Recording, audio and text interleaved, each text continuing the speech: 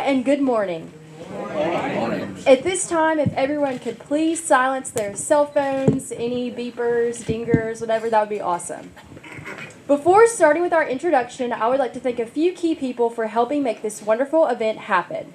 Johnnie Hammond, Leroy Thompson, Earnest Davis, Oliver Roy, Larry Oates, Tori Bailey, the Village School for donating these fabulous chairs that you're sitting on today, the entire team at Counts Brothers Music, and you and the audience for showing up today. We are privileged to welcome some of the most talented musicians in our community. These accomplished musicians, each with their own unique path, all share a common thread. They emerge from the same close-knit community, a testament to the rich musical heritage of this region. Johnnie Hammond and Larry Oates were members of the Alabama-based soul group, the Soul Serenaders and Seventh Wonder, a recording group out of Tuskegee, Alabama. They released 3 albums between the years of 1978 to 1980 and even appeared on the popular TV show Soul Train. Oliver James Roy was a part of the Air Force Band and the Soul Serenaders as well, and singer and songwriter Earnest Davis, who also performed with the Soul Serenaders, wrote the song Love for the legendary Johnnie Taylor. Both James and Ernest are currently members of the Midnighters. Leroy has played with several notable bands, including Pooh Nanny, the Thompson Trio, and Gravy Train. Our moderator, Tori Bailey, is the owner of WZZA Radio, which is the only locally owned black formatted station in Northwest Alabama. She grew up in the music business with her family. She previously worked in radio in Fayetteville, North Carolina, and Atlanta, Georgia, serving as a promoter for LaFace and Ichiban Records. She also serves as a Colbert County Commissioner and is the W.C. Handy Music Festival Chair. So, without further ado, let's give a warm welcome to Johnnie Hammond, Leroy Thompson, Earnest Davis, Oliver James Roy, Larry Oates, and Tori Bailey.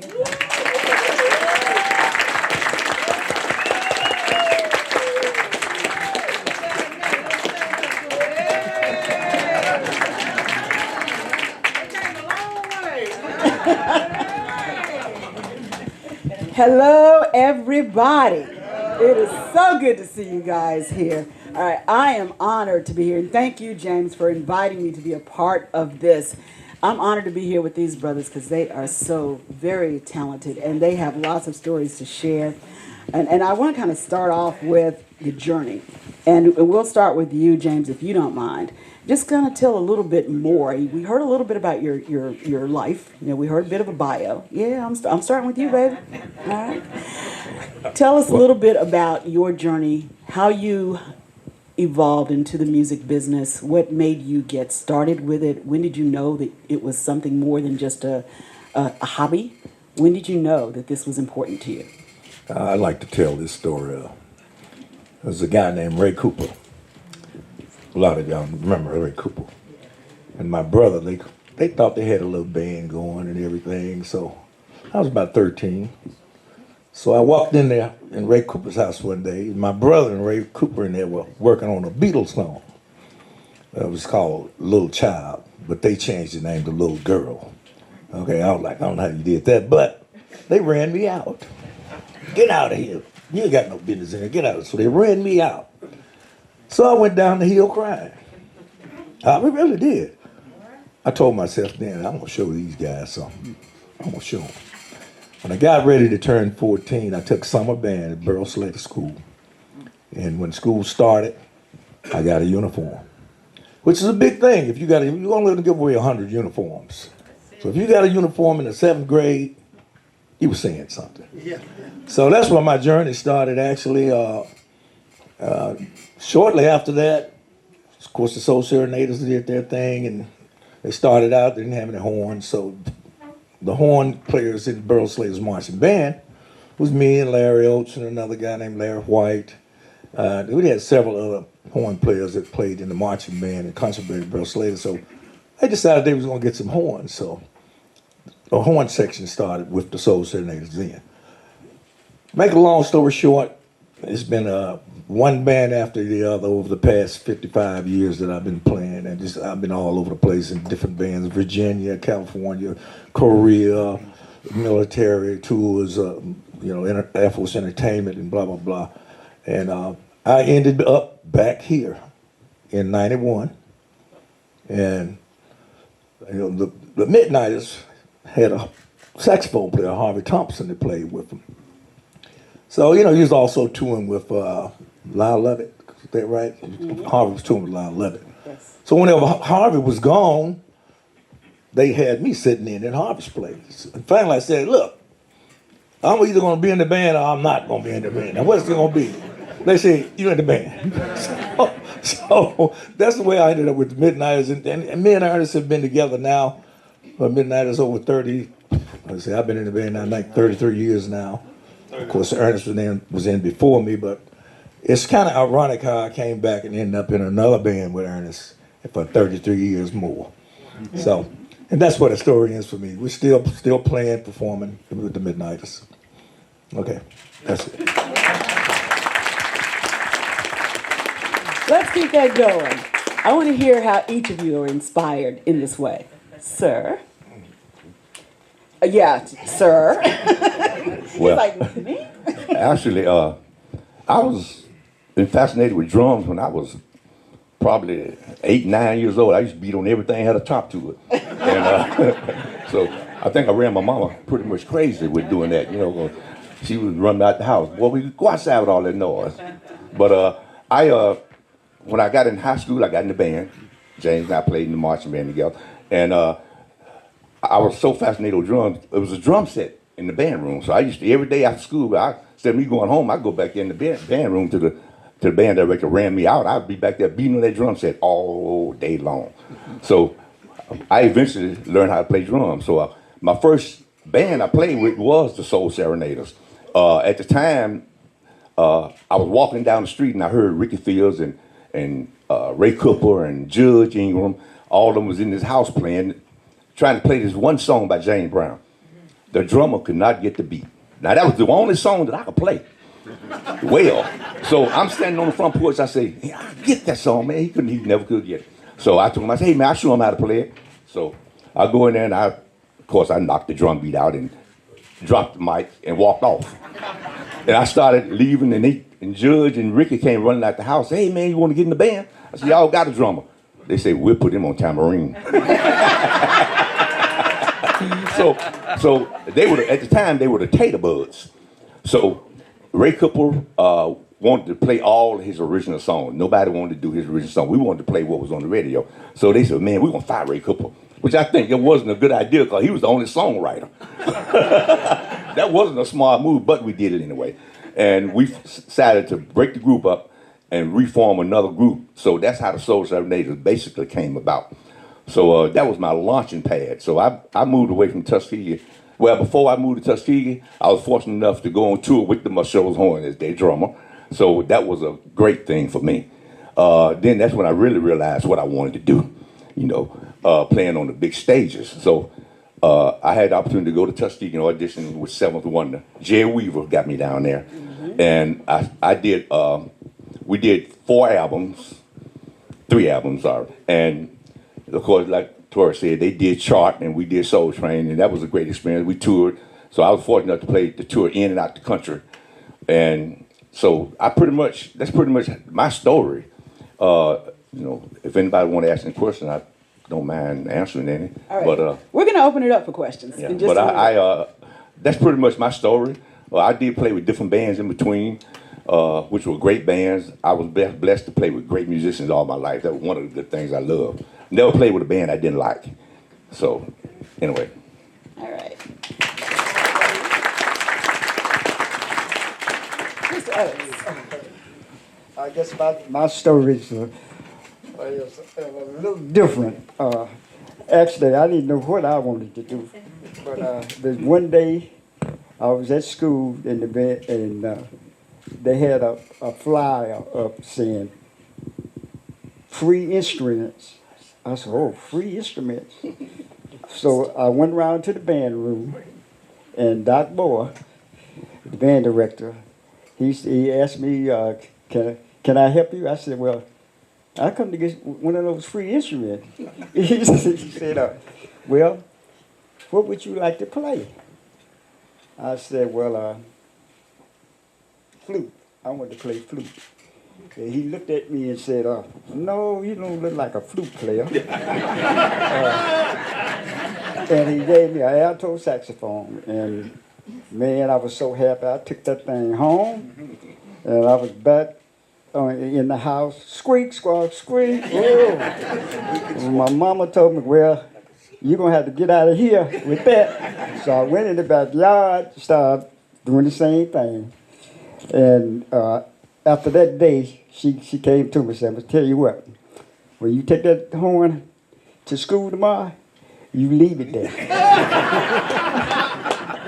So I wanted to play so bad, so what I did was on my lunch break, I would go around to the band room and practice.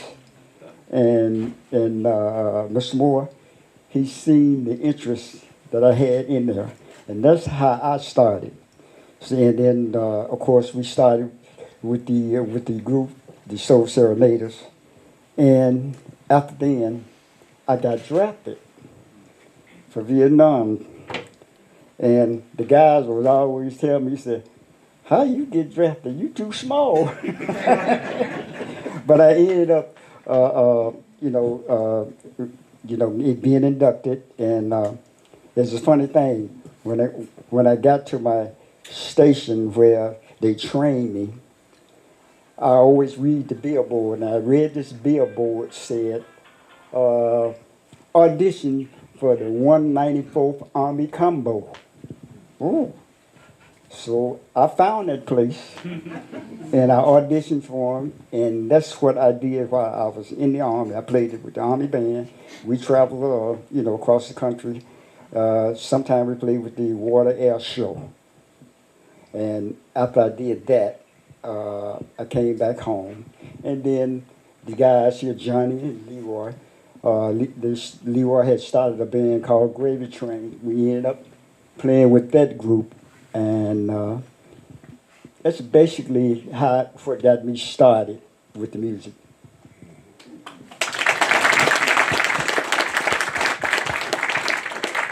Mr. Davis. Good morning. Good morning. I'm not used to being on the mic unless I'm singing. You can sing your words if you want to. That's the start. My journey started at 917 West Irving. Sitting in the living room, under the stereo, listening to every song, and who wrote it, who produced it, and just singing. My mom used to scold me. So you need to get up and go outside, play, do something. But I would still sit at that stereo, sit. So then one day, there was two guys named Oscar Franks and another guy, they were recording. And they had this song, and they said, we want you to sing this song. And I said, I don't know about that. And the name of the song was Sleeping at the Foot of the Bed.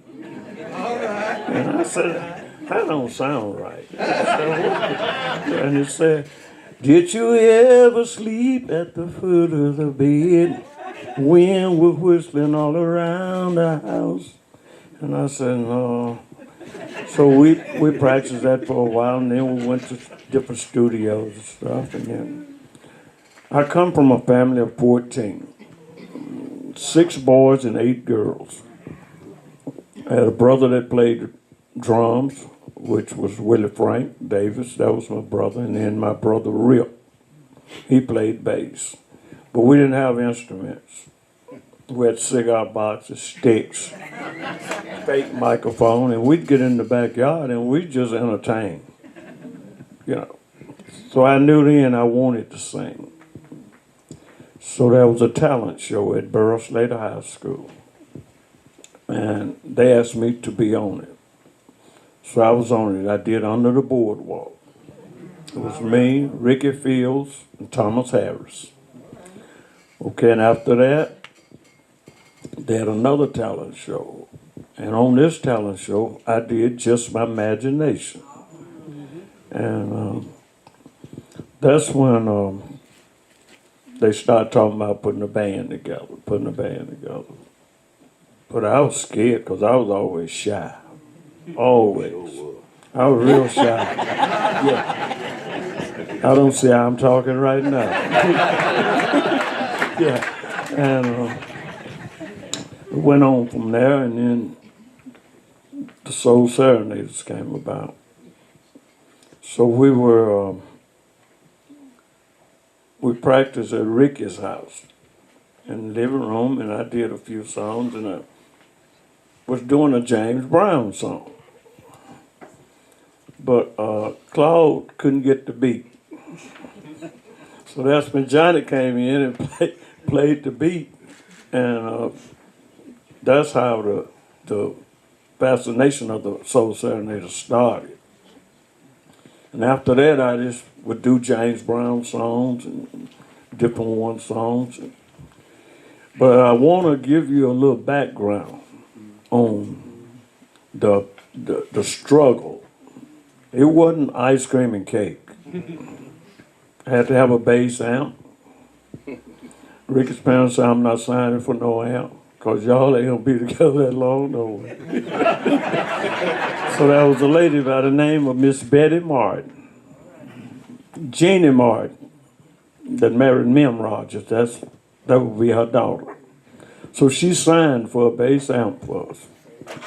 And the payment was $26 a month. And it was hard to come up with it. It really was. So from there, I hooked up with Frank Johnson, and me and him wrote Love by Johnnie Taylor. Went to Malaco Studio, and I went to sleep while they was recording. And when I woke up, they was playing this song, This Is Your Night. And I said, that sounds like a good album cover, title. So when the album come out, that was the name of it, This Is Your Night. And Love was on the album. So if you ever want to look that up, look up Johnnie Taylor, This Is Your Night. Love is on there. Okay, and then from there, I cut another CD that was entitled Real Soul. And it had some good songs on it, but it never went too far because I felt like they pushed it as R&B, and I felt like it was more country than it were R&B. Mm-hmm. Yeah, I felt like if it had been put on the country chart, I felt like that it would have transferred. Mm-hmm. So the Midnighters, wow, we get a color TV. From the Midnighters, they did the Soul Serenaders Reunion Ball. And that was when I met Wayne and James Counts. I did Caribbean Queen. And me and Wayne, we talked for almost a year. He said, we got to put something together. We got to get a band together. We got to. So it took about a year. Finally, we got the band together. And we've had good success. This June will be 39 years for the Midnighters. 39.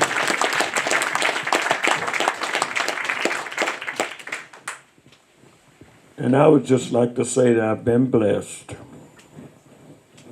I've only missed maybe 2 or 3 performances since we've been together. I'll turn 37. I'm trying to go back. No, not 34. I'll turn 74 in this April. So I say the music journey has been a good journey. The one and only Leroy Thompson. I guess that's why they named me that. My journey started in church. I'm going to try to be real short. But because all of the rest of the fellas are older than I am, but I went, that's right. All the rest of them are older than I am. But I, watch it. But I went I went one on Larry's one. asking to see ID. He does not believe this. Yeah. He may not believe it, but he knows it's true. But I was the youngest one of them, but I was the only one that came out of the church, other than James, that kept it real. And what I mean by real, I went one-on-one with each one of these fellas. All the bands that you're talking about they played with, I was right there with them. I was not really a member of a per se group. There were so many members, so many individuals that played instruments on the West Side. Those are the ones that I'm here for. The ones that were lost in the shuffle. James Roy had a brother that played guitar. And y'all used to go up to Wilson's and he would cut your meat for you. But you never knew he was a guitar player. His name was Russell Liner. Mr. Cooper, not Ray Cooper. Ray Cooper had a cousin.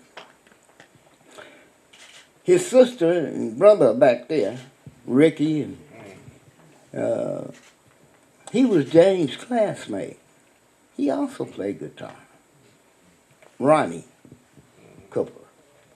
And so many others, Ray Cooper as well. Ray introduced me to what music was about as far as the recording in, how the studios got started. And we used to deliver papers over in Florence. And we went to a drugstore called City Drugstore. Fame was started at the top of City Drugstore. So the knowledge that I obtained being young and being real to who I was no matter what, if they call you Leroy, whatever else I've done in this life, I'm still Leroy. And I welcome that because it comes with too much is given, much is required. Right. So a lot of the things that I've gone through, good and bad, I accept them open-armedly because I would not be where I am right now had I not gone through those things. Now, as far as dealing with the bands, James asked me about who I would put on an itinerary as who I played with. And my reply to him was, do you have enough paper? So I don't like patting myself on the back. That's not what it's all about. That's not why I do it. I didn't do it to be rich, nor did I do it to be famous. I did it because God gave me a talent. And when he gave it to me, it was to be used to help somebody else. So I stayed in the background in a lot of things that I've done. And the three groups that I did put on there, Gravy Train, Pooh Nanny, and Thompson Trio. Those are the groups that I was involved with that I gave myself wholeheartedly. And I hope that everything I've done has brought about a change in somebody's life. I didn't do it for me. I'm not selfish that way. But when we put together Gravy Train, it was a spiritual put together. We had 4 members, which was Ollie Woodson, Jerry Weaver, Cornell Ward, and myself. Now, coming from all different backgrounds, but coming together for one common goal.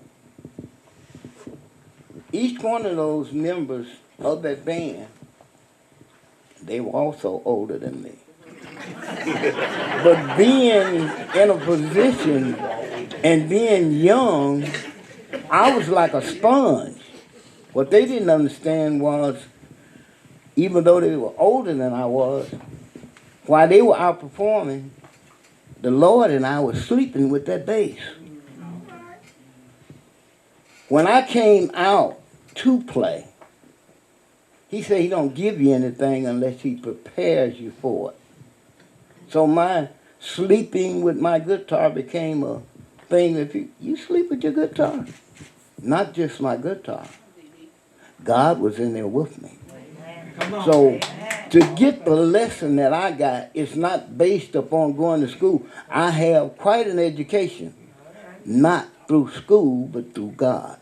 And that's the best education that I can give whenever I talk to anybody, more so than talking about my musical ability. I'm talking about God and what he can do for you. That's my legacy. And I hope that talking about the individual accolades of myself, I'm not really good at doing that because I don't do it for myself. But I do understand it's sometimes people look at it as being selfish when you pat yourself on the back. But my grandmother told me years ago, it's a poor dog that don't wag his own tail. So that's where mine started. And like I say, I can get long-winded, but He already has. and do it daily. Hold up. James said he was going to preach in a minute. and do it daily. Now, that's all I have to say as far as my that was just your first question, sweetie. You got some other questions coming. I know. That's why I thought I'd cut off. Okay. All right. I'll tell a little bit about my journey. I grew up in the music business in one way or the other. It's interesting that after living in my first home was in Huntsville, because my dad was the first black police officer in Huntsville, Alabama, and then I ended up back here. But I grew up from the age of 12 on the West Side. So West Side Stories, which is a very clever name that was created for this. Thank you, James. I really want to kind of focus in on the West Side a little bit. So my parents, my brother and I had parents that had a record store. Well, actually 3 different record stores, but the first 2 were on Mobile Street. So right in smack in the middle of the West Side. All right, so Leroy, you're nodding, and I know some of you remember being there. James, I know. So I remember seeing some of you when you would come into the record store to buy a 45 or an album. I grew up in not only just at the record store, but later at the radio station because my parents did not believe in child labor laws, which meant I worked from the time I was very, very young.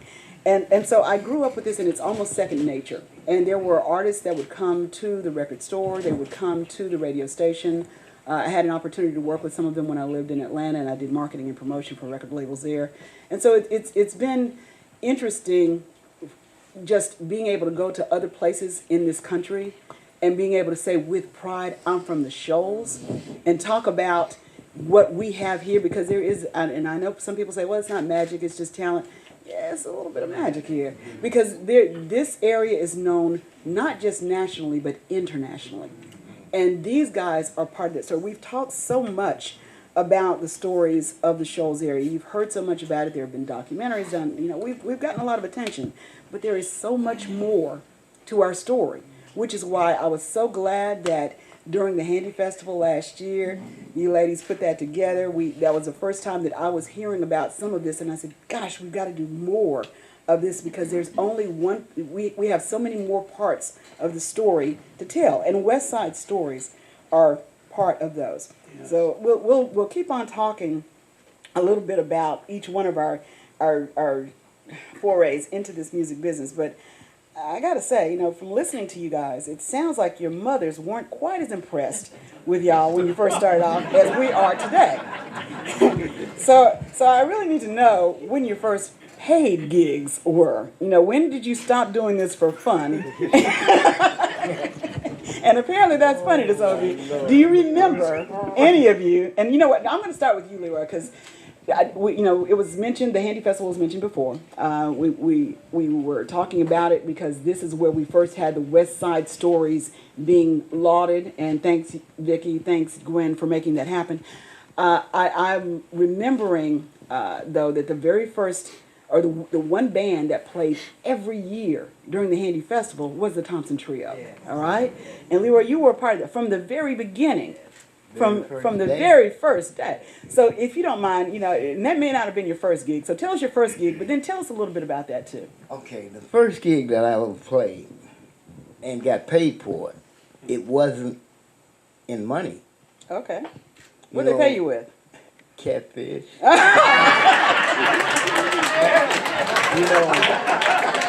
If you know anything about the chitlin We'll work circuit, for food, okay. if you know anything about the chitlin circuit, that's why I got to be there. A lot of times you would go to these places and you would play expecting to get paid.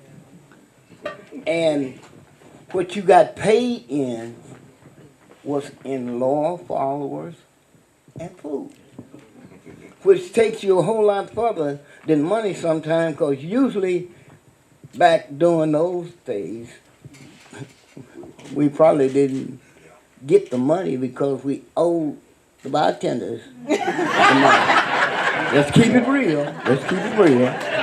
But as far as that's concerned, my first pay came back in 1964. Played at a birthday party. Ernest doesn't remember this. We played at a birthday party. His brother, myself, Ernest, Ricky, and Russell. We played at a party up in Bailey Springs. You want to know how good my memory is? We played at a party in Bailey Springs. We had 2 amps, 2 Silvertone amps. We had 3 guitar players coming out of 1 amp. We had a bass coming out of the other amp, and Ernest singing. This is long before Soul Serenaders. We didn't even have a name of the band. We just knew we loved to play. And the family was Martin. I'm not going to call first name, but the family was Martin. And it was about 3 or 4 girls there, so yeah. I digress. I had to come back. But we played this party, a birthday party, and that was the first time that we got paid as far as money is concerned.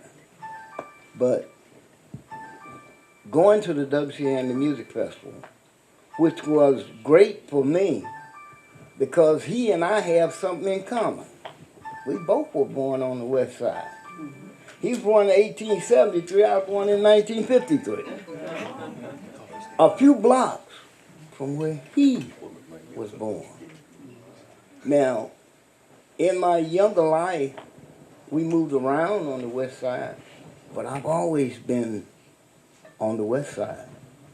So that claim that W.C. Handy and pride that he took for the West Side, I also have that. It's not about just a name to me, it's about lifestyle. It's about my life. So when we went through the building of the W.C. Handy Music Festival from day one, a lot of people, the story of that has been lost. Willie Ruff and I met years before the W.C. Hammond Music Festival. I used to go to his studio out in Killen, back in the woods. Now, when I first met Willie, what we had in common was he was a professor at Yale University. And he had been sent on a sabbatical to Africa to record the drums, the different rhythms. And his uncle had a club in Sheffield called Lucille's Grill. So we played at Lucille's Grill, and after we would get through playing, Benny Harden was his name. He also had a spot over on 18th, I think it was, right down the street from his house. But to make a long story short, Willie came over there and heard us play. And this band was Gravy Train, which had Ollie, myself, Cornell, and Jerry Weaver. So he said, after you all get through playing, come down to my uncle's farm. And he took us to his uncle's house and pulled out a 8mm film and put a sheet up and ran that film on there. And it had all the different rhythms and stuff that he recorded from Africa. This was long before the Hammond Festival started. But he was so instrumental in helping with the beginning of the W.C. Handy Festival. Ironically, my first grade teacher was Peggy Steele, which was also instrumental in bringing about the W.C. Handy Music Festival. So as far as being a part of that, it was richly rewarding to me because I knew God had put me in the right place. No way I could have come in contact with Willie and with Peggy Clay, you know. But I'll pass it on to somebody else. I know I'm not the only one to talk. So I hope y'all caught that. Peggy Steele is Peggy Clay. Peggy Steele Clay. All right, so I know some of you may not have known her by that name. Yeah. What? When he said Peggy Steele, see, I had never heard. Yeah, Peggy Steele. But Peggy Clay, they stayed right behind. Yeah. It's going to be a lot you ain't never heard come out of my mouth. I might want to get some seat belts and hook up because it's going to be a wrap. All right, I'm going to skip around just a little bit because, you know, you've mentioned Dr. Ruff. And Larry, your story of playing while in service is somewhat similar to Dr. Ruff playing while in service. So I want to jump to you. Do you remember your first paid gig? Well, not really, but Pull your mic up. I tell you what, we as a group, Larry, we as a Mike, group, yeah. we as a group, we jailed together. So what we did, we got down in that bedroom on West Mobile Street. We put covers over the windows, and we went in there and we rehearsed. That was our thing. We didn't think about no money. Money was beside us, and it developed what it developed. And of course, we had managers that you know, took advantage of the situation. You know what I'm saying? But like I said, the little money that we did have, right, we had to pay it out because we had an eat shop. We had an eat shop down there. We could go down there any time of day and you know, and get food and stuff. By the time we did a performance or something got paid, we owed that. So it really wasn't about the money. We just enjoyed playing with each other. And that's how we ended up doing it. All right. I'm going to come back to you, Ernest. Do you remember your first paid gig? Johnnie? Ernest. Yeah, Soul Serenaders. Okay. I think we made $1.75 that night. I think it was $1.75. Well, I do. We played up at a school up in Town Creek or somewhere up that way. Yeah. But I never was in it for the money. Okay. I was in it because I loved it. You know, I think every true musician can pretty much say that. And one thing I'm going to say, and this extends further than just bands. No matter what you form in life, it has to be a family or anything. You know, you got to jail. Everybody got to come together and be as one. Mm-hmm. Otherwise, it won't work. Mm-hmm.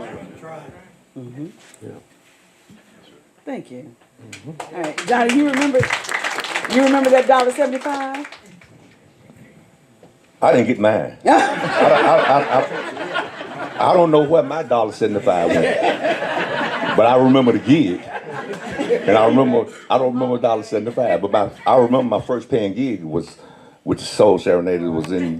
We played at a little rec center up on the other side of Rogersville, and I came home with $10. And yeah, that's what I remember being the first paying gig for me that I can remember. You probably didn't get yours. Like you said, we had shady managers. But pretty much that's about the first gig I remember getting paid. All right, what about you, Oliver James? What Larry failed to tell you was the manager owned the eat shop. And so he didn't have a problem with us getting stuff on credit, bologna sandwiches, whatever, because we were starving artists at the time. We practiced all day long, and when we got hungry, we'd go to the eat shop. So whenever we did a gig, guess what? All the little money you made, which never was more than $4 or $5 at the time. We talking 1967 and 8, okay? 1967, 68, we weren't making nothing. And so I can't even really tell you when the first paying gig was. I don't even remember getting that money. That money went to the manager and the eat shop. And so, because I was going to eat me plenty of bologna sandwiches, I can tell you that, because I was hungry. I was just a hungry guy. Well, all of us were, because sometimes we practice all day on the weekend, and summertime we practice all day. We take a little break and we go right back in there, and just all up until night, 8, 9 o'clock at night. But I can remember the most I ever got paid with the Soul Serenaders. I think we went to Valdosta, Georgia, and played in, you remember Soul Explosion was the name of the place? And we were supposed to be leaving there and going to, Atlanta, was it? But anyway, some of that field. Anyway, we were supposed to play behind ZZ Hill, not play with behind him, but also on the show with ZZ Hill.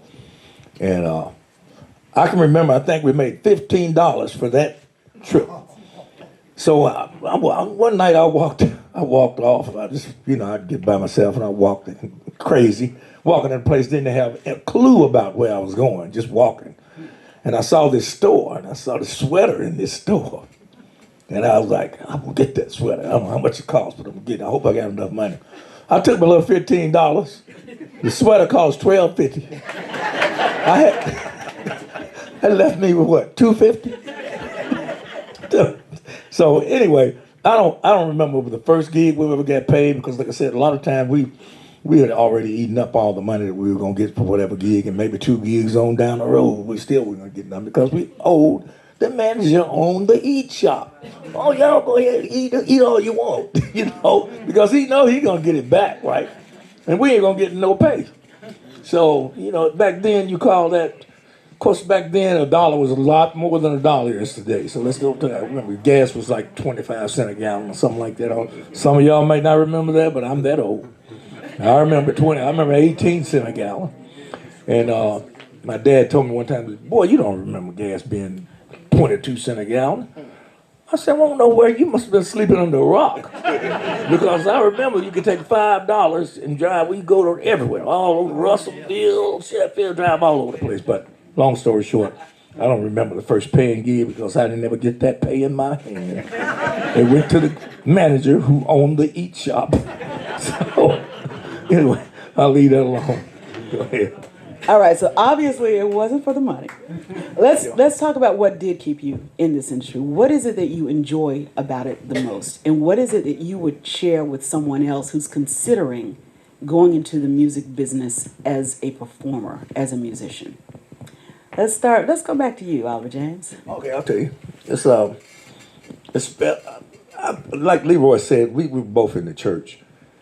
my mom was a church pianist for 65 years at my church. Church pianist. So I grew up in a house and we had a piano there all the time. My sister. We're talking about Miss Virginia Roy. Yeah, Virginia Roy. Yeah. And my sister started taking piano lessons when she was, I think, 4 or 5 years old. So she minored in music in college and all that. But so I was around it all that time. But anyway, the fulfillment, you get a lot of fulfillment out. I always tell people, if you learn to play an instrument, don't ever stop. Because that's something that you can fall back on all your life. Even if you don't get paid for it, you can enjoy that. You know, don't waste time learning to play an instrument and then quit. So many kids start out in a middle school band. Their parents go out and spend all this money on these instruments. And then, of course, they flighty by then. They're real flighty. And then they play for a couple of years and decide they don't want to play anymore. Now your mom spent $400, $500, $600, $700 on an instrument and you push it under the bed. That's not good. My niece played violin for 11 years and quit. So I've been in her ear constantly. She's picking the violin back up now. And because that's 11 years of wasted time. So I think that, it's very, and plus, when you learn to play an instrument, it's a proven fact that people who are in the band and stuff like that, they really do much better in a lot of other subjects in school. And that's some kind of, I don't know what the percentage is of them like that, but I've read that and heard it and read it so many times. And it's a true story because it activates another part of your brain that wouldn't be activated. And that may not make sense to you, but if you don't sing or play an instrument, there's a little place in your brain that's not being used.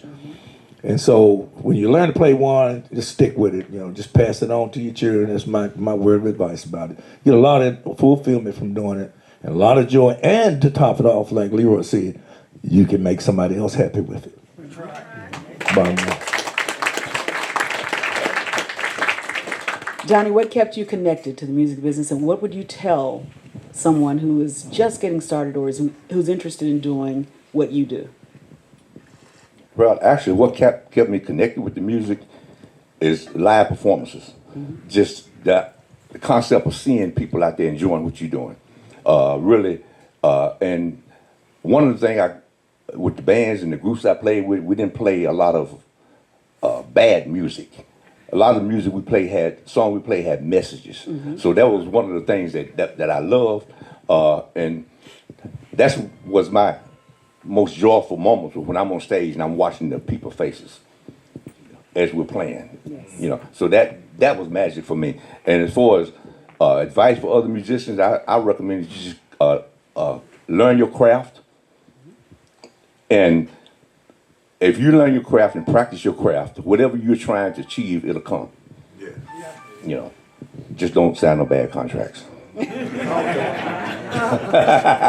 We're going to talk about that in just a minute because I think that's a very important point. All right, Mr. Oates. And which one of y'all is so popular that your phone's ringing up here? Is that you, Mr. Thompson? I don't know. No.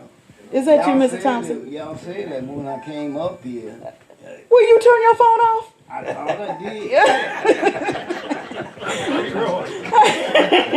I really thought that I had turned it off. All right. Mr. Oates, what about you?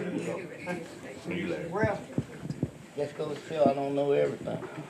When I think about it, we was young. We were children, We was playing in places that we shouldn't have been playing at. Uh-oh. All right, how old were you, and did your mama know where you were? We was in high school, and we was playing in clubs. Oh.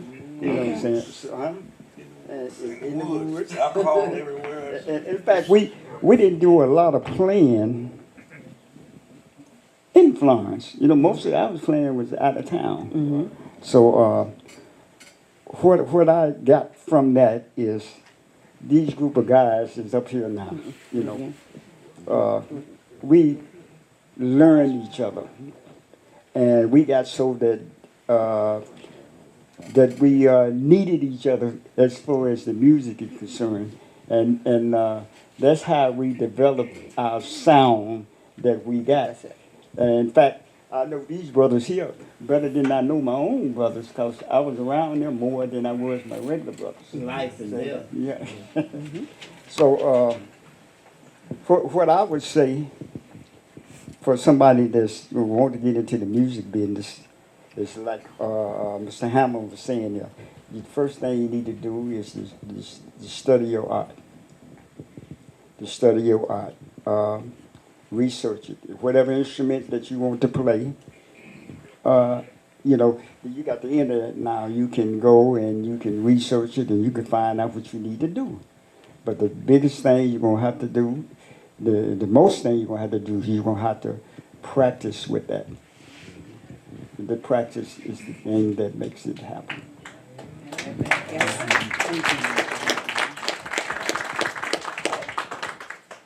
Mr. Ernest. Yes. Yes. What advice would you give to someone, and what is it that keeps you coming out here? Saying, I know the what you get back, the give and take with an audience. You know, I know that they love you so much, and they hear you, and they're requesting you, and you know, I know that's got to feel good or whatever. But what is it that really keeps you connected to this business, and what advice would you give someone who's considering doing what you do? Well, I'm going to say first, I don't know how to play an instrument. I learned a few chords on the guitar to write a few songs. Mm-hmm. But I don't know how to play an instrument. So I'm going to say all of mine had to come from above. You know, it's like, it's straight from the heart, in other words. And when you see people react and feel a certain way, then you know that you're delivering. You know. Yes. But I'm going to say this. My biological daddy was a Methodist preacher. Yes. My stepdaddy was a Methodist preacher. My sister is a preacher. I had a brother that was a preacher. They said, well, why you never preached? I said, I do it every time I walk on stage. It's delivering a message. It's delivering a message. And it has to be a true message because people know whether you're straight from the heart or not. I like that. But I also like to say that Donnie Robinson, he played with the Soul Serenaders. Yes. He was from Florence, Alabama. Like he said, his brother was Jackie Robinson. Yes. And I also would like to say, worn and torn, just like we are.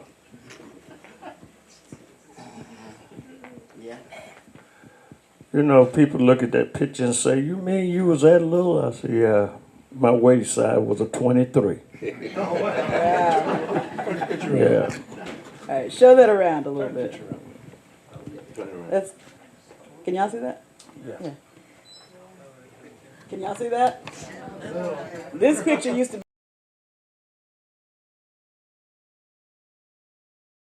be up at the record shop on Mobile Street.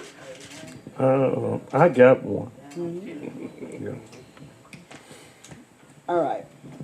And then I would like to say that I played with Black Smoke Band. Calvin Lewis and Andrew Wright, who wrote When a Man Loves a Woman. Mm-hmm. They were also in that band. Cedric Fossey. Yep. Shirley Ryle. Mm-hmm. Be careful with it.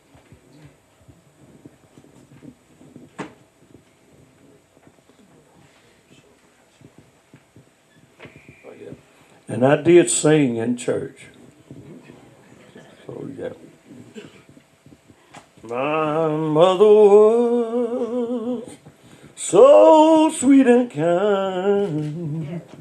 Often she told me I never find not another who would share my griefs and wounds. But I took her at a word, and I saw the precious Lord. And now my mother's God is mine. Thank you. Thank you. I just love to sing. All right, Mr. And Thompson. I'll say one more thing. Whatever you do, once you get basics, you can take that and do anything. Basics. Thank you. All right, so Mr. Thompson, you have said that his instrument is his voice. So he does play an instrument. Just playing it. All right. I've been playing it for years. Yeah. I never thought All right, of it that Micah. way. The thing about it, with me, I have to always go back to the original concept, which music was a universal language that came through the Bible. And if you get that concept, the way God gave it, it'll open up a door for you you never thought would be open. It will open up a window for you that you never thought would be open. In other words, if you get the universality of what music really is, that's the only language that he made universal. And there's a reason why. Because the spirit that's in it. So when a kid, my advice to any kid that wants to play an instrument, or don't have to be a kid, because it's a company keeper for any age. But for any kid who wants to play an instrument, get David in your heart first.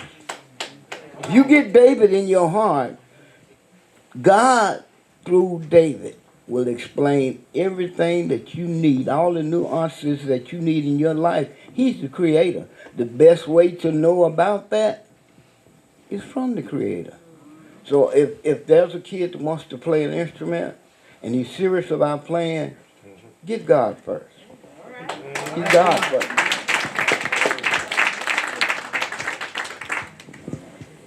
Thank you very much. Gentlemen, you've all given some advice, but I've also heard you talk about how you've had some interesting experiences with managers.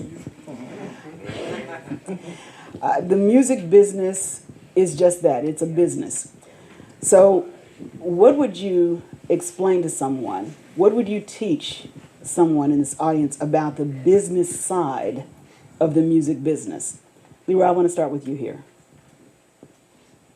When I was younger, there was a group called Steely Dan that opened my eyes to what the business of music was really about. Ricky don't lose that number. That was a poor man's copyright. And when I heard the song, and it kept ringing in my ear, Ricky don't lose it, what number?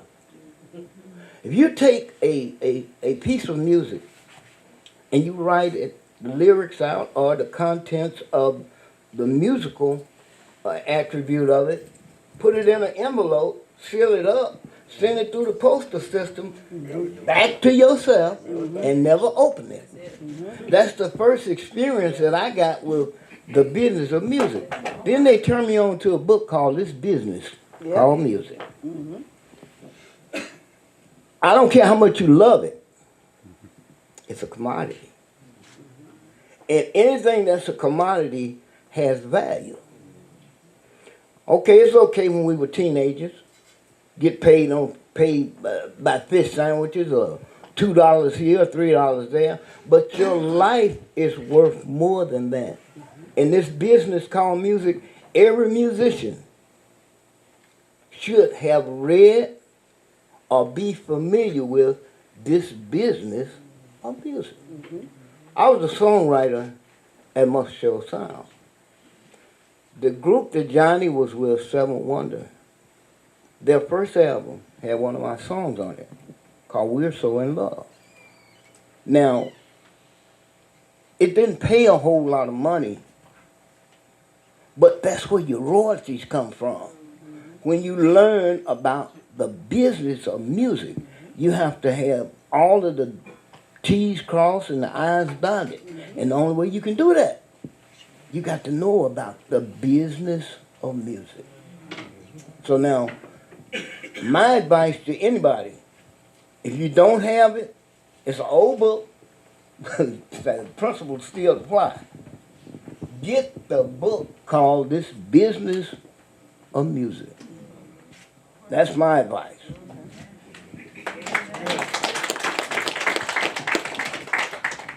The time that I spent in Atlanta, a lot of it was spent doing consulting, and I would work with artists who didn't understand that it was more than just singing or just playing. You actually had to sign a contract with someone who could take you to the next level, but you didn't want to sign away all of your rights. And I remember preaching points to artists who just didn't understand that whatever they spent, and when they went out on the road, sometimes they didn't know that if they were asking for champagne, if they were asking for first class, if they were asking for all of these things, that money came back out of their record sales before they saw it gone.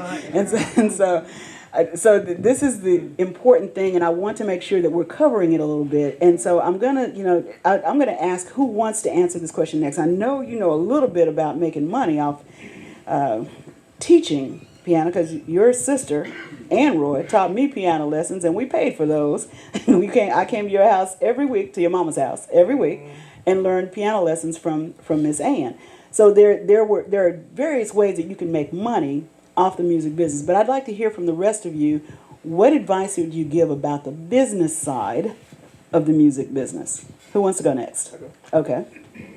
Well, my best advice is anybody wants to go into the music business as a profession and become a recording artist, first thing you need to do is attain a lawyer. And not just a lawyer, an entertainment lawyer. And like Leroy said, get you some knowledge about the business of music.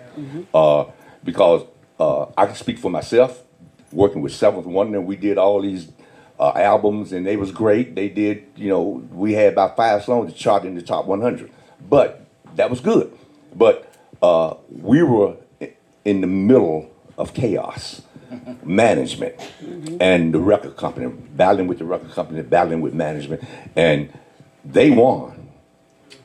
Because our manager signed a contract with the record company, which was a bad mistake. Now, this happened before I got in the group. So when I got in the group, I came in the middle of this chaos. But what happened was, just to give you an example of how you need to protect yourself. The manager signed with the record company. Now, everything comes from the record company came down through management. Money was hid, lots of it. I mean, lots of money was hid from the group that we never received. Unfortunately, our manager died, so we couldn't sue him. But we released ourselves from that contract, and we was having problems trying to get with another major label. And we got tied up in a lot of stuff. Donna Summer sued the record company for $30 million, and the record company dropped the last acts they had, which was one of us, which we were one of those acts that they dropped because they couldn't put more into promotion, into promoting the groups. So you have to make sure that you're covered, when you go into this music business. Get you some knowledge, like you said first. And don't go in it thinking you know. Get you a lawyer to represent you. And I don't think you need management. I think the man in the middle is the one that's still the cooking. Actually, what I found out through Lionel Richie, because we was close with the Commodores, and he said, "Man, your mama can be your manager." And at first I didn't understand what he was talking about, and then later on I realized what he meant. And so that's my advice to any artist. And I see a lot of faces out here. Some names I don't remember, but faces I know, musicians that I remember before I moved to Florence, and you all know exactly what I'm talking about. So Can I add just a little bit to what Absolutely. Johnny's saying? You can, because I'm listening to you, and I remember you talking about just a little bit ago when you were talking about the Gravy Train, and you mentioned the names. And you mentioned Ollie Woodson, who's actually my cousin. But I remember Ollie being very serious. And this Ollie was the lead singer for the Temptations, y'all. Well, if a cigarette says you smoke, Yeah. whatever with your coat, whatever, He treat her also like was a the lady. lead That was her. singer So he also left us. Yeah. And went with Hal Melvin. Yes. Before he went to the Temptations. Yes, but I remember how serious he was about the business side and getting paid even when he was doing concerts. All right, but you want to add something here. Okay, when he was talking about the group that he was with, Seven Wonder, as I told you, I had a song that was recorded by them. The controversy that a lot of acts get is they don't understand major and subsidiary. They were on Parachute label, which is a subsidiary of Casablanca. So when Donna Summers sued, but she didn't sue. She didn't sue Parachute. She sued Casablanca, which was their mother company. Parent company. Parachute. So when you're dealing with that business called music, something as simple as being a major label and a subsidiary label can really tie you up financially if you don't understand that business of music.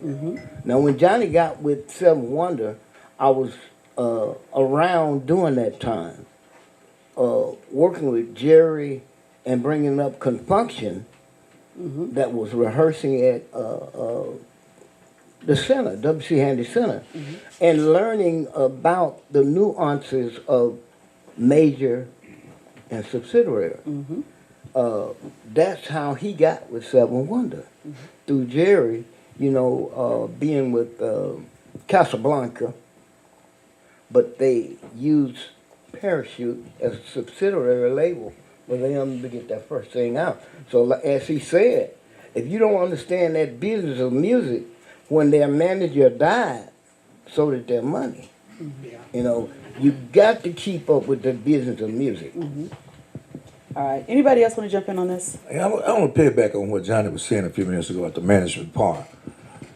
Now, see, if you look over the years, you saw all these different artists whose managers and different promoters, people in their business, took all their money.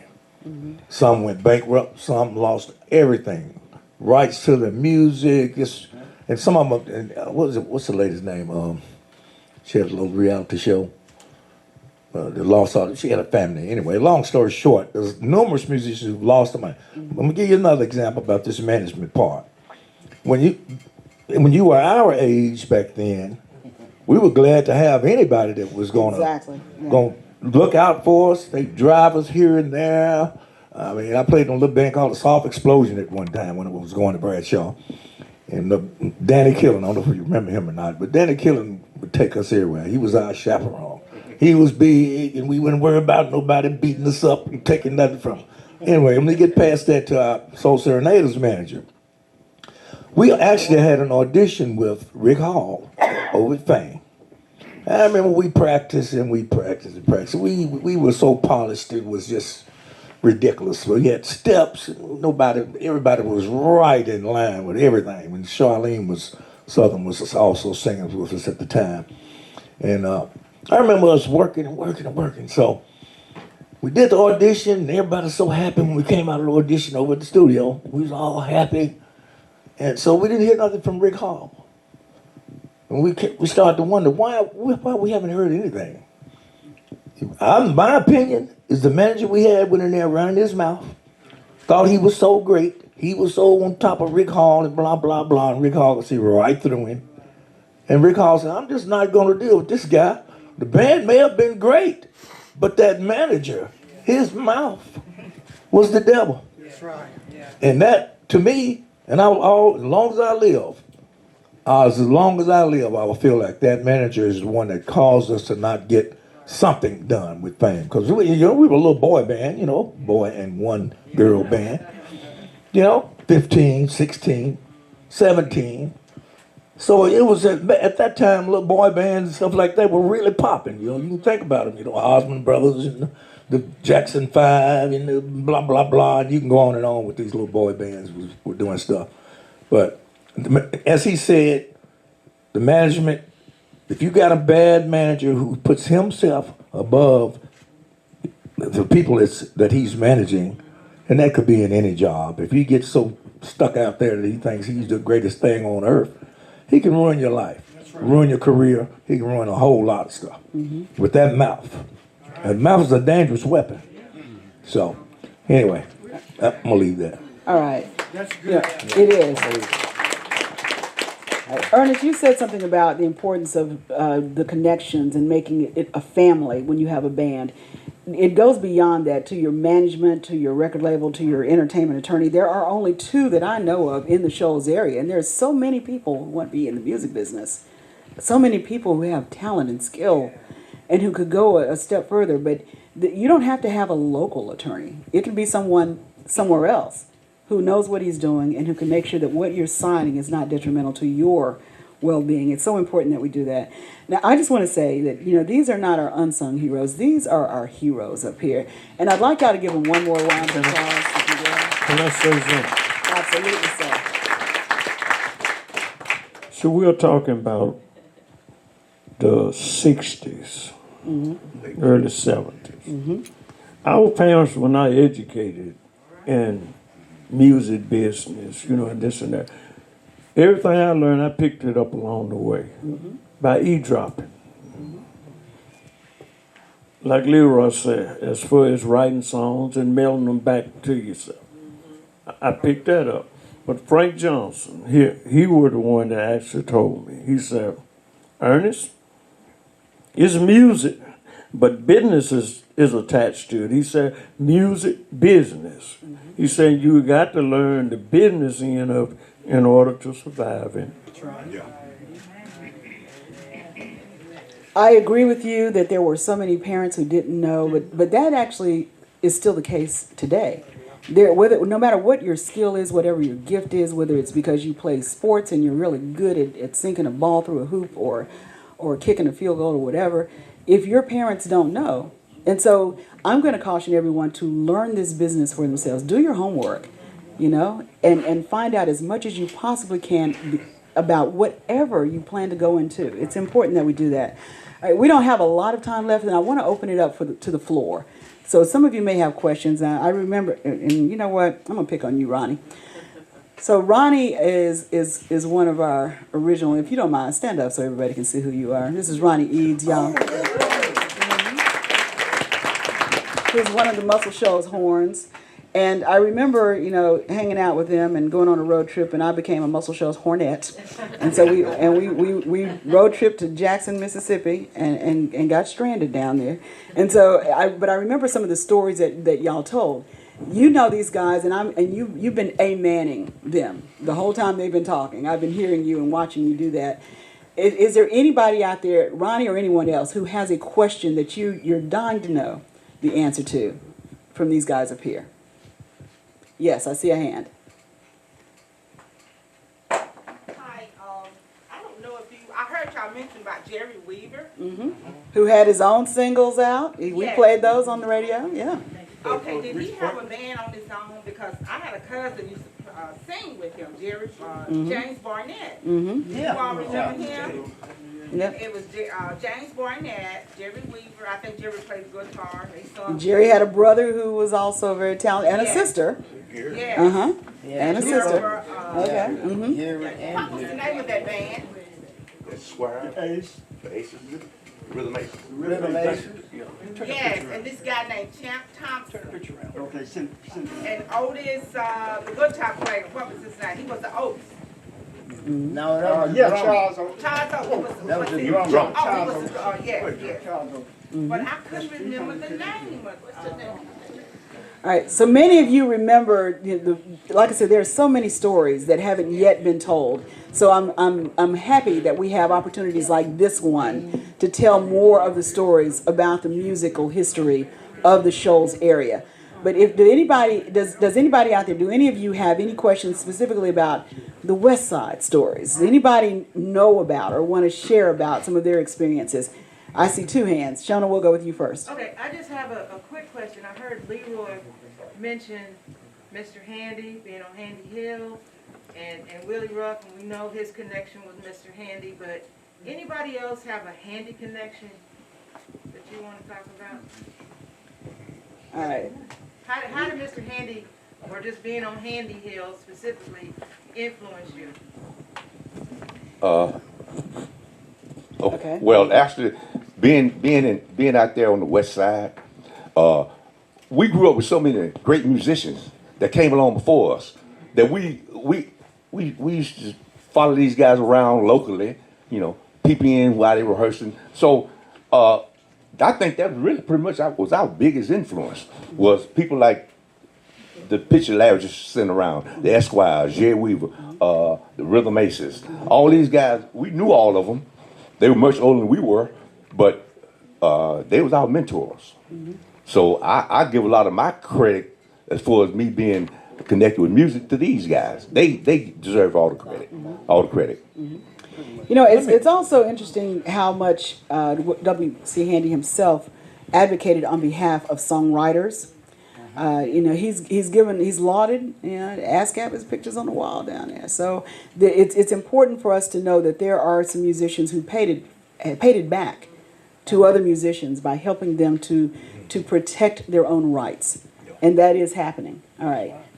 There was another question. I think, was it you with the hat on? The one who's turning around to see who else I'm pointing at? Okay, you didn't have a question? Okay. Is there anyone else who has a question or a comment? Yes. I'm not from this part of the world. Where geographically is the West Side? The west side. I get that. It's in Florence. North, south, east, west. Actually, it's in Florence. It's in Florence. Yeah. I now live in Florence. Okay, where do you live in Up Florence? towards 7 Points. Okay, that's the north side. That's the north. So that will give you a landmark. If you live on the north, you know how to get to the west So if side. I go down Pine Street, There you UNA. go. and somebody said Irvine. So if I turn right into Irvine, I'm in west. If you turn right, you are on the west. Okay. Except for, it used to be Stewart Springs. Right. Okay. That's what it was. Okay. All right. Okay. All right, so Irvine runs parallel with Mobile Street. Yeah, yeah. All right, and Mobile Street will take you all the way down to past our record stores, and there's actually somebody doing some recording in there right now. So it's interesting to see how everything comes full circle. All right, anybody else have anything they want to share? Yes, ma'am, Miss Al. I just want to say W.C. Handy is our legacy, but we can attribute a lot of that To these gentlemen up here. Doc Moore, right. Doc Moore. Yes. Burrell-Slater's bandmaster. But you know, I went to W.C. Handy School, but I affiliated W.C. Handy with the school until later years. Yes, that came later, but Doc Moore, and maybe the bandmaster before him.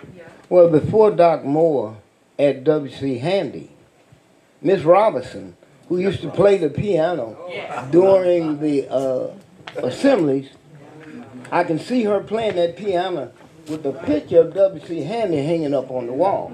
And they made sure that we knew about the legacy of W.C. Handy before we even got to Burrell. But, Burrell was more or less a landmark for us because all of us that's up here right now went to Burrell. And we all played in the band, and Doc Moore was a mentor, which came from Tennessee State, along with Harrison Calloway, Aaron Varnell, all of those guys that were over at the studio. So it was a big circle, a mecca of music, musicians and music based upon the West Side. So let me say this right quick. Okay. You said Miss Alma Robinson. Yeah. And she was my third grade teacher. Every time we'd have assembly, Every time. I had to sing "How Great Thou Art." I was about this big. Yeah, I was about this big, standing out in the middle of this big stage. Everybody looking at me, and she playing "How Great Thou Art" for me. And I'm singing, "Oh Lord, my God, you're awesome," all this. What I remember about her the most was she was really, really into that piano and into wanting you to do music. And after every assembly, now I can tell you just about every assembly when I was over there. I may have missed one or two. But afterwards, she would give me this little small Coca-Cola and a bag of peanut butter crackers. That's what she did. That was for getting up there and singing "How Great Thou Art." And I'm gonna say one Hold more on, that was thing. your first paid gig. And so at WC Handy, those original logs from WC Handy's log cabin or what it was, they stayed out there on the little playground at the backside where the canteen was for a long time. They were outside for a long time. And they put them in the basement. Then they found, because it was starting to deteriorate. But one more last thing on that. They were talking about Harrison Callaway and Aaron Varnell and all those guys. All of them, I think all those went to Tennessee State, didn't they? They would come down to our band room. You see these Corvettes and stuff like that parked down there around the band room, and we're teenagers. They'd come down there and come in there and just cut up with us and just carry on. And they came quite often, you know. I didn't realize at the time what big stars they really were, you know. We just thought, well, they could play. I remember the first signature line I ever learned was from Aaron Varnell on saxophone, the first signature line. And he was a high F sharp in it. I remember he said, this is where you make that. And he played that line, and he had old raggedy saxophone case. He had the worst, had a belt tied around it to keep it together. The latches didn't. And saxophone wasn't even his major instrument. Tell him the story. They put the mic up to you now. Get your microphone. Get the microphone. Coliseum and playing at the Coliseum, and Abram come to the stage. He had a black uniform on. Yeah. And he had this cake with a rope tied around it. And Sky Park. we had Sky just Park. got new horns. We had just got new At the horns. So we Coliseum, thought we Sky was all Park. that. And he asked us, hey man, you think you let us sit in? And we started laughing at him. Okay. So he went backstage to warm up. So on his warm up, we never heard the horn sound like that. He was playing Charlie Parker, Coltrane.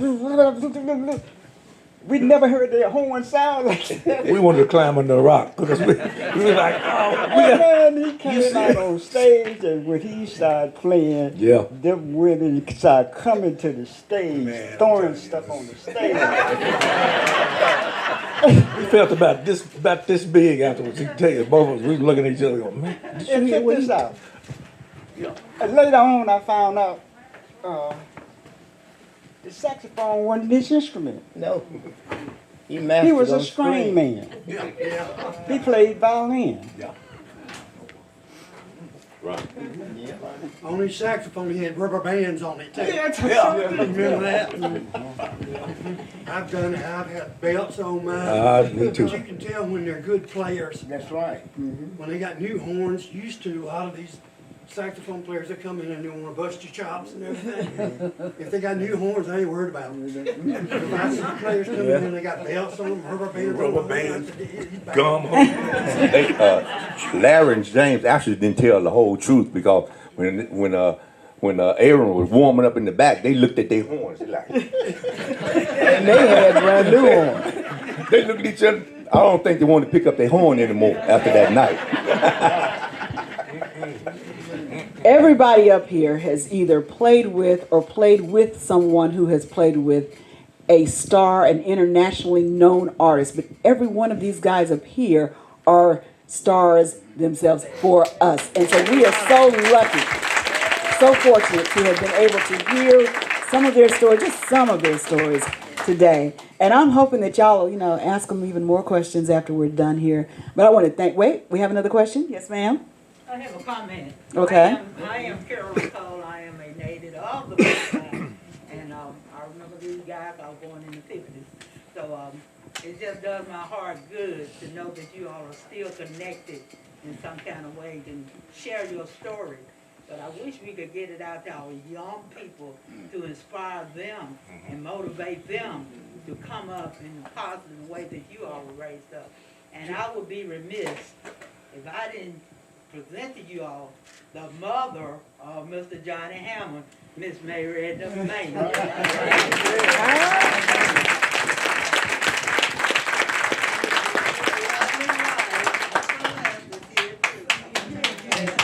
We ate a lot of her bologna sandwiches, I can guarantee you. So I just want to thank you all for sharing this with us and the love that you all have shown even though you all were brought up in Oxford Chapel, Johnny. Just keep the Lord, whatever you do, keep the Lord and first in your prayer, and He will direct your path. Talk about my mama. I forgot about my sister-in-law. I'm his sister. I can tell you some stories. Keep them quiet. You sit down. No. You please sit down. I got $5. You do that. Tell them all. Well, if y'all gonna talk about family members, my family members is in the back too. That's my. All right, let's acknowledge all of the family members of our panelists here. Would you please stand and You have a son and a grandson. be loved on here? My brother. Family members. Yeah, call him Rip. royalty. Thank you. Thank you so much. Mama want to say something. I would like to, I wasn't going to be introduced. I wasn't going to say nothing. Blabbermouth, that's what I call it. But I'm proud of it. I call those boys my boys. Because they hung at my house. Ate up all the food.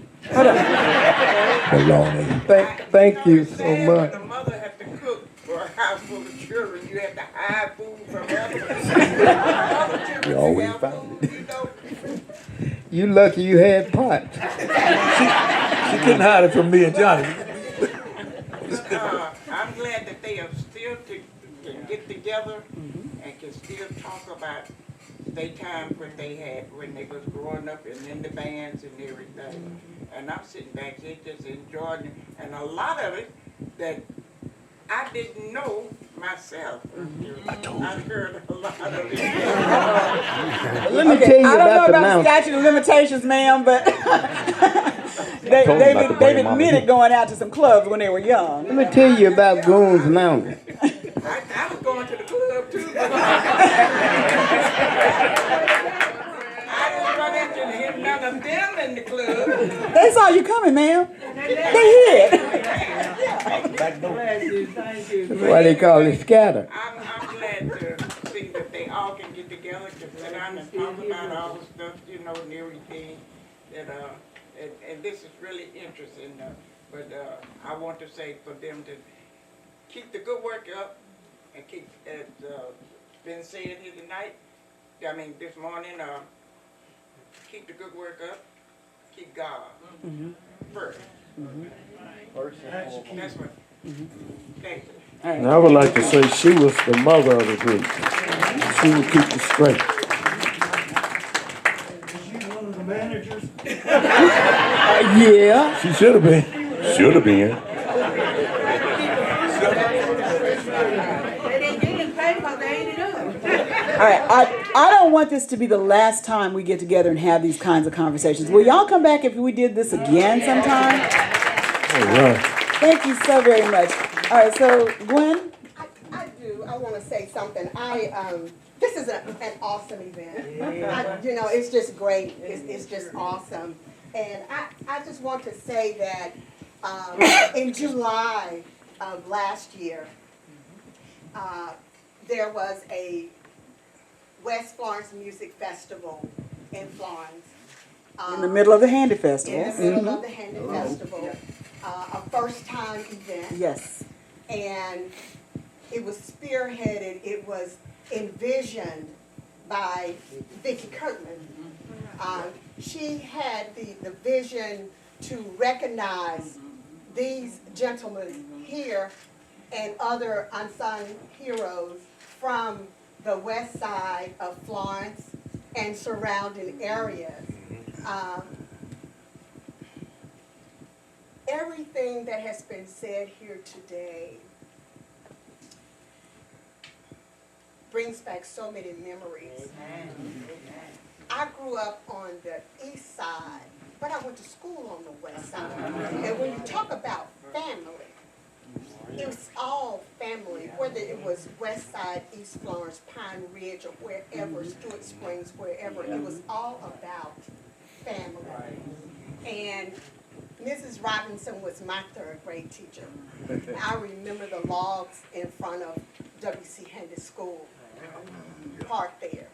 And I just want to introduce Vicki Kirkman. I've said a lot, and there's so much running around in my head. I know I'm bouncing from one place to the other, but I just wanted to introduce Vicki Kirkman to the group as having a vision to recognize the heroes, unsung heroes from the West Florence and surrounding areas in July of last year, and we will have another event in June of this year. Yay. And we will recognize all of you guys again, Yay. but we'll spotlight Prince Philip Mitchell as well. But Leroy Prince. yeah, there you go. Leroy Prince Philip Mitchell, and this has just been a great event. I've enjoyed it so much, and I want to thank you all for your contribution. Yes. Yes. Yes. Thank you so much. Ryan. I think they ought to have a concert with these guys at the WZZA Festival. Okay, done. Done. Gentlemen, do you agree? Right, yeah. All right, it's done. All right. Is there any last thing that any of our panelists want to say before we close out today? Then I want to say thank you to Counts Brothers Music. Thank you, James, for making this happen. Thank you. Thank you. Thank you, Vicki, for coming up with the concept in the first place so we would know that these stories did need to be told. Thank you so much for doing that. And there will be more coming. Thank all of you for coming, taking time out of your day to come and share today. We appreciate it. And I'm looking at people and seeing some faces that I haven't seen in a while. Hey, aching to meet you. Good to see some of these folks. I'm just so happy that you were able to come out, and I hope that you enjoyed it as much as I did. One last. All right. One last comment. James, Wayne, and Libby, they're also part of this. Yes. James, Wayne, and Libby, I played with them back during the 70s, and a lot of the things that we did were on the West Side. So I still have a broken set of drumsticks that James broke. I made him autograph it, and I still have that. So we're so very fortunate. We're so very lucky to live here in the hit recording capital of the world, y'all. That's where we are. And so this is just part of our many, many stories, and we're going to keep telling these stories. Thank you all for listening. Have a beautiful day.